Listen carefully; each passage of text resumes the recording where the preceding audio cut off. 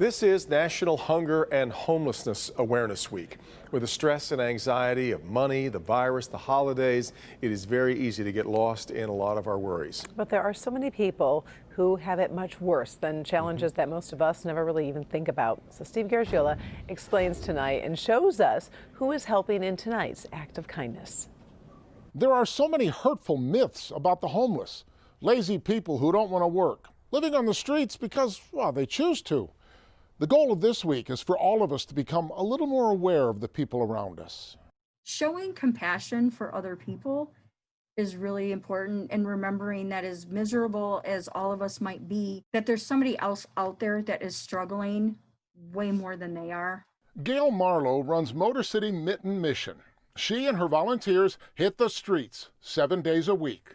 We provide them with individual meals every single day. We provide basic necessities, clothing, blankets, coats, hats, hygiene products. Coronavirus has put us all in various forms of isolation, but the homeless have no place to go. Most of the encampments have been kind of swept away and have been pushed out. So a lot of people are in abandoned buildings. Why don't they just go to a shelter? The shelters are full. That's one thing, people don't realize too. The shelters have to abide by COVID and CDC guidelines as well. So there has to be spacing. A huge obstacle for the homeless is something we all take for granted: a personal identification card. You can't get a job without an ID. You can't get housing without an ID.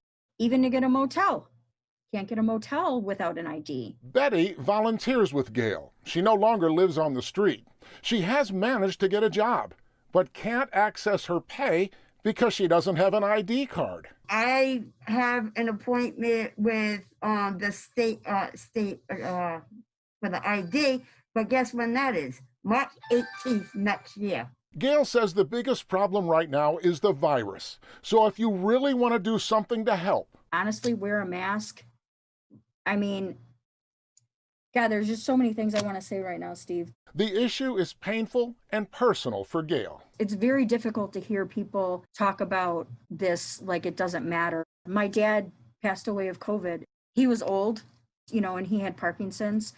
And he was one of those people that was expendable, that when people talk about, well, they're old anyway, they're going to die anyway. That's who my dad was. What does Gail hope for to help support her mission? We realize that people don't have a lot of money to give right now. We just need to think about others a little bit more than just ourselves. I'm Steve Garagiola, Local 4.